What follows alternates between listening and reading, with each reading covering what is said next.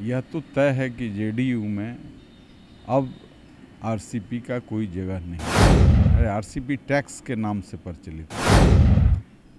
नीतीश कुमार के लिए कर्म कुकर्म सब किया। तो आरसीपी कोई टैक्स जो वसूली कर रहे थे तो नीतीश कुमार के लिए कर रहे थे। एक दौर था जब नीतीश कुमार के भरोसेमंद साथी आरसीपी सिंह हुआ करते थे और जदयू में नंबर 2 की हैसियत रखते थे, लेकिन जिस प्रकार से लगातार जदयू पार्टी में बवाल चल रहा है और आरसीपी सिंह को बेइज्जत करने का काम किया जा रहा है, जो तमाम जदयू के छोटे प्रवक्ता हैं वो आरसीपी सिंह पर निशाना साध रहे। इस पूरे मामले को लेके हालिया दिनों की बात कर ली जाए तो जिस प्रकार से कहा जा सकता है कि आरसीपी सिंह की लगातार आरसीपी सिंह खरी खोटी सुन रहे। तमाम मुद्दों पे बात करने के लिए हमारे साथ पूर्व एमपी जहानाबाद के अरुण कुमार जी हैं, उनसे बात करेंगे और समझने की कोशिश करेंगे कि आखिर इस खेल के पीछे मास्टरमाइंड कौन है, आखिर जो तमाम तमाशा हो रहा है इसको लेके नीतीश कुमार क्यों चुप हैं, ललन सिंह और जिस प्रकार से आरसीपी सिंह में जो अदावत चल रही है वो अब धरातल पर भी देखने को मिल रही है। सर, नीतीश कुमार लगातार सत्ता में बरकरार हैं 17 सालों से। आरसीपी सिंह नंबर 2 की हैसियत रखते थे जदयू में, लेकिन हालिया दिनों में देखा जाए तो जिस प्रकार से राज्यसभा नहीं भेजा गया, अब छोटे प्रवक्ता निशाना साध रहे हैं और जदयू में जो एक समय था कि आरसीपी सिंह का बोलबाला चलता था, अब छोटे छोटे नेता भी आरसीपी सिंह को दुहाई दे रहे हैं, बेइज्जती कर रहे हैं। आखिर इस खेल के पीछे मास्टरमाइंड कौन है? देखिए, उनके प्रवक्ता ही सब कुछ कह रहे हैं। NDA is Nitish, Nitish is NDA. एक कालखंड में देवकांत बरुआ कहा करते थे, India is Indira, Indira is India. तो चाटुकारों का, साइकोफैंस का इस स्तर का खेल समता पार्टी में नहीं था। जेडीयू में तब शुरू हुआ जब नीतीश कुमार जी मुख्यमंत्री बने। शुरुआती दौर में जॉर्ज फर्नांडिस पर भी छोटे छोटे नेता ही हमला करते थे। तो मास्टरमाइंड कौन होता था? अब्दुल गफूर पर छोटे छोटे नेता हमला करते थे। एक्स चीफ मिनिस्टर थे, जेडीयू के कद्दावर लीडर थे, छोटे छोटे नेता हमला करते थे। और यह सिलसिला तब तक चलेगा जब तक जेडीयू का अंत नहीं होगा। निश्चित तौर से वहाँ 2 शरीर एक आत्मा हैं, वो बरकरार हैं। वो शुरू से अंत तक इस खेल में रहेंगे। वो आत्मा आप भी जानते हैं, वो अभी राष्ट्रीय अध्यक्ष हैं और ये मुख्यमंत्री हैं, लेकिन 2 शरीर एक आत्मा है। लेकिन लोग कहते हैं कि नीतीश कुमार को जिसने भी आंखें दिखाने का काम किया, बड़े शिद्दत के साथ मुख्यमंत्री ने उसे ठिकाना भी लगा देते हैं। वही हाल शायद आरसीपी सिंह का। एक आदमी एक्सेप्शन है, एक आदमी एक्सेप्शन है। इसीलिए मैं कह रहा हूँ कि मास्टरमाइंड स्टोरी कोई लिखता है, एक्शन कोई करता है। तो यह तो तय है कि जेडीयू में अब आरसीपी का कोई जगह नहीं है। आरसीपी का अब कोई जगह नहीं है और समय रहते वो नहीं चेते तो राजनीतिक शून्यता में चले जाएंगे। किस प्रकार से संभालने की बात कह रहे हैं? क्या करना चाहिए? पार्टी से अलग हो जाना चाहिए या उस पार्टी पर अपना अधिकार जमाना चाहिए। यदि समर्थ हैं, संगठन के माहिर हैं, संगठन में जान जरूर उन्होंने फूका। ये बात आप जो छुटभइये नेता, जी बिल्कुल। नीतीश कुमार के लिए कर्म कुकर्म सब किया आरसीपी सिंह। हाँ हाँ, अरे आरसीपी टैक्स के नाम से प्रचलित है। तो आरसीपी कोई टैक्स जो वसूली कर रहे थे तो नीतीश कुमार के लिए कर रहे थे। अरुण कुमार कभी कवच थे, कर्म कुकर्म सब किया है, बिहार के लोग जानते हैं। तो हम कहाँ हैं? लेकिन हम अलर्ट थे, हम अपनी स्थिति जानते थे। राजनीतिक शून्यता में हमें वो नहीं ढकेल सके, कोशिश पूरी की, नहीं ढकेल सके। लेकिन हम सड़क पर रहें या संसद में रहें, हमारे लिए फ़र्क नहीं पड़ता है, क्योंकि मेरा बजट बहुत छोटा है, मैं उसमें सरवाइव कर जाता हूँ। लेकिन एक लंबा अनुभव रहा है बिहार में राजनीति का। आपको क्या लगता है कि आखिर कारण क्या रहा कि इतना प्यार पनपता था आरसीपी सिंह नीतीश कुमार में? आखिर अंदर की वजह क्या थी कि इतना खाड़ खा लिए नीतीश कुमार? देखिए, नीतीश से कद बढ़ने लगा था, इससे घबरा गए थे कि अंदर की और कोई बात है? अब बहुत बात है जो हम कहना नहीं चाहते हैं, बहुत सारी बातें मुख्य बातें ही बोल देते हैं, क्योंकि बिहार की जनता जानना चाहती, क्योंकि जॉर्ज बिहार के में भी साथ में नीतीश ने किया। इसीलिए मैंने कहा कि जॉर्ज फर्नांडिस पर हमला छोटे लोग ही करते थे, नीतीश कुमार तो उनके लिए रोते थे, ऐसा प्रगाढ़ प्रेम था। लेकिन जॉर्ज फर्नांडिस ने इनका पोल खोल दिया तब करण थापर के इंटरव्यू में कि Nitish is the man who stabbed in my back, लेकिन उनके मरने के बाद पीछे में छुरा चलाते थे। तो जॉर्ज ने अनुभव किया, इसी तरीके से सब लोग अनुभव करते हैं। आज की डेट में आरसीपी भी अनुभव किया होंगे। तब आरसीपी राजनीतिक व्यक्ति नहीं थे, ब्यूरोक्रेसी में भी बड़ी ताकत थे, बहुत सुख का अनुभव उनको हुआ है, और कोई नीतीश कुमार के कृपा से नहीं हुआ है। पहले भी नीतीश कुमार जी को ये बेनी प्रसाद वर्मा के वो प्राइवेट सेक्रेटरी थे। बेनी प्रसाद वर्मा उत्तर प्रदेश के एक बड़े हस्ती के रूप में, राजनीतिक हस्ती के, तो वो राजनीति के गुर सब सीखे हैं ब्यूरोक्रेट रहते हुए भी, जैसे यशवंत सिन्हा ब्यूरोक्रेसी से ही गए हैं। और आज तो दौर चल गया है ब्यूरोक्रेट्स कम पॉलिटिशियन। आज कार्यकर्ता कम पॉलिटिशियन कम होते हैं, ब्यूरोक्रेट कम। केंद्रीय सत्ता में भी देखिए, यहाँ भी देखिए। तो ये जो आरसीपी के पास सांगठनिक क्षमता है, उनके लोग भी हैं, लेकिन उनके लोग टूटेंगे यदि इनको रामचंद्र के रूप में रहें, हनुमान के रूप में। अब उनकी भूमिका समाप्त हो गई। अब असली रामचंद्र के रूप में आए, अपनी सेना को लेकर चाहे जंगल में जाएं, चाहे राजसत्ता में। अपने उत्तराधिकारी भी बताया कि जदयू का मेन उत्तराधिकारी तो वही है। जरूर, इसलिए कि जो जिस तरह का रीजनल पार्टी बनता है, उसका जो केमिस्ट्री होता है पार्टी का, उस केमिस्ट्री में और लोग फिट नहीं बैठते हैं, उसमें केमिस्ट्री में फिट बैठते हैं। कल स्ट्रगल करेंगे तो हो सकता है नीतीश कुमार जैसे पावरफुल लीडर ये भी इमर्ज कर जाएं, हो सकते हैं मुख्यमंत्री भी बन जाएं, ये कौन जानता है। यहाँ तो कभी कभी प्यादे वजीर बन जाते हैं, और वजीर ही नहीं, कभी कभी बादशाह भी बन जाते हैं। उनको पार्टी अलग बनाना चाहिए कि जदयू में ही रह के। अब हमसे हमारी राय का क्या महत्व है उनके लिए, चूँकि एक ज़माना था कि हम दोनों में अंतरंगता थी। एक ज़माना था जब हम भी नीतीश कुमार के लिए जीते थे, वो भी जीते थे।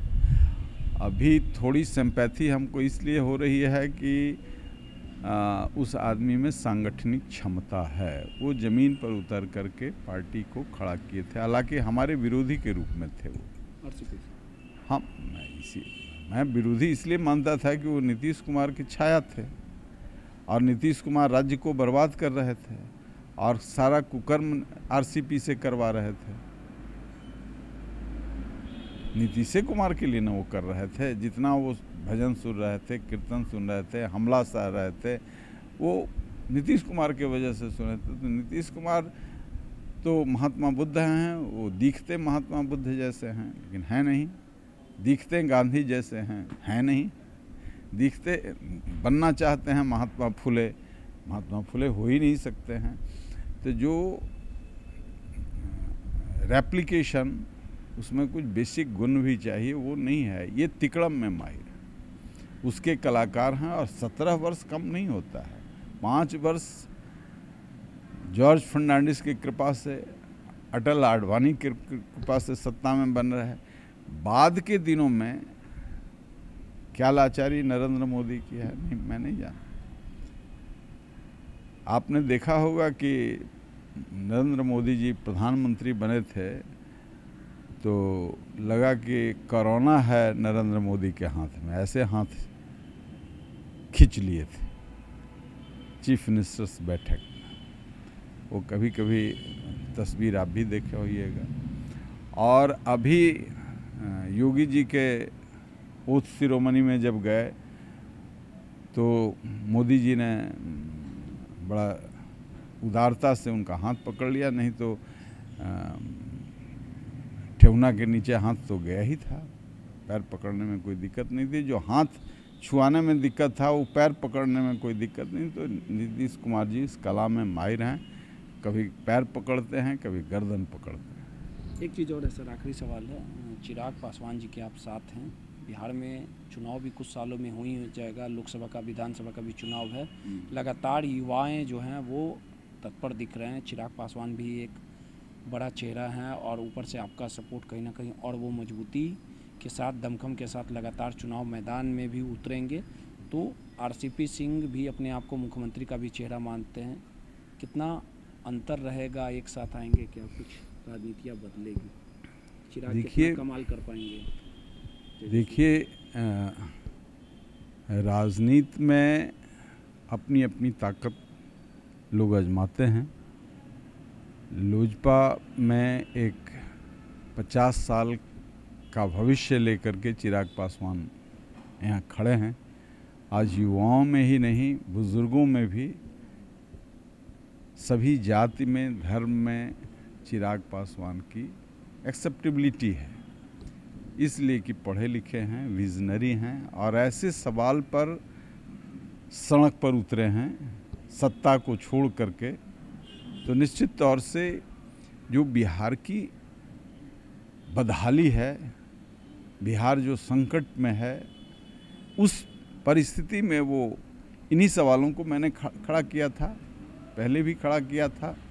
हम अकेले बोलते थे, चिराग पासवान ने सत्ता को छोड़ करके, हम तो सड़क पर थे, बोलने के लिए तैयार थे, हमारे लिए कोई रिस्क नहीं था, लेकिन सड़क हमने स्वीकार किया था। हम जानते थे कि यूपीए में हमारी जगह नहीं है, एनडीए हम छोड़ रहे हैं, तो हम ये जानते थे। लेकिन ये सवाल खड़ा करना ज़रूरी था कि यहाँ शिक्षकों का घोर अपमान है, इंस्टीट्यूशन सब बेचे जा रहे हैं, शैक्षणिक संस्थाओं का हेड बेचा जा रहा है, ये पद बिक रहे हैं और शिक्षकों की ऐसी स्थिति है जी समाज में, जिसके जो रोल मॉडल शिक्षक थे, आज वो शिक्षक को लोग बड़े हे दृष्टि से देखते हैं। तो ये सब काम में समाज का तो दोष है ही, सत्ता का ज़्यादा दोष है। इन्होंने कोई इशू फर्स्ट 5 इयर्स को माइनस कर दीजिए तो कोई इशू ऐसा टेकअप नहीं किया जो फ्लॉप नहीं किया। जैसे निश्चय हरित क्रांति का, 7 निश्चय, जल जीवन हरियाली, बालू नोच लिया समूचे नदी का, जल कहाँ से रहेगा? जल का जो सिस्टम है संरक्षण का, संचय का, उसको डकैती की गई, जल खत्म हो गया तो हरियाली नहीं हो सकती। तो जल हरियाली, और नल इतना जाली कि वो रास्ते में टूट जा रहा है। सरकारी नल को बनाने के लिए कोई एक आदमी एक पैसा नहीं लगाना। चापाकल देखिएगा, भैंस का खुट्टा हो जाता है यदि एक उसमें नट बोल्ट की ज़रूरत हो। तो ऐसी स्थिति में यह जो योजना है बड़ी, इसमें हाई कमीशन है। एमपी फंड में कमीशन जिसे 20 से 40% हो गया, तो इसमें 60 से 70% लूट है। तो ये एक नाटक, जल जीवन हरियाली। अभी जैसे गंगा जल ले जा रहे हैं, दिग्विजय बाबू थे केंद्र में मंत्री, ये भी मंत्री थे, और साथ में बार बार ये कहते थे हमारी सरकार बिहार में आएगी। तो ये जो फ्लोराइड और आर्सेनिक का पानी जो ये सोन और गंगा में है, ये जमुत्री से नहीं आया है, इधर से ही आया है। और हमारे के यहाँ मनेर उनेर में काफ़ी बीमारी होती है। सहार संदेश में गरीब लोग जो पानी को डायरेक्ट पी लेते हैं कुआं का या चापाकल का कम ये का, तो इसमें भारी गड़बड़ी है। और जल नल योजना आया था तो हमको लगा था कि वाटर सिस्टम को कुछ प्यूरिफाई करके इस पानी को, पीने का पानी, बाकी चीज़ पानी तो तालाब में भी लोग नहा रहे, तो इसको ठीक करेंगे। लेकिन ये लूट मचा हुआ है, कोई सिस्टम नहीं है, पूर्ण अराजकता का शिकार हुआ। तो ये फ्लोराइड और आर्सेनिक के पानी को भेज रहे हैं कहाँ? राजगीर, जहाँ सल्फर एडेड पानी है, जहाँ लोग बीमार लोग स्वस्थ होते हैं। तो ज़्यादा लोगों को स्वस्थ नहीं देखना चाहते हैं, इसलिए वहाँ ये बीमार वाला पानी 4000 करोड़ रुपया लगा कर, इसमें माल में इसमें भी कमीशन बहुत है, तो गंगा से लिफ्ट करके पानी को पहुंचा रहे हैं फल्गु में।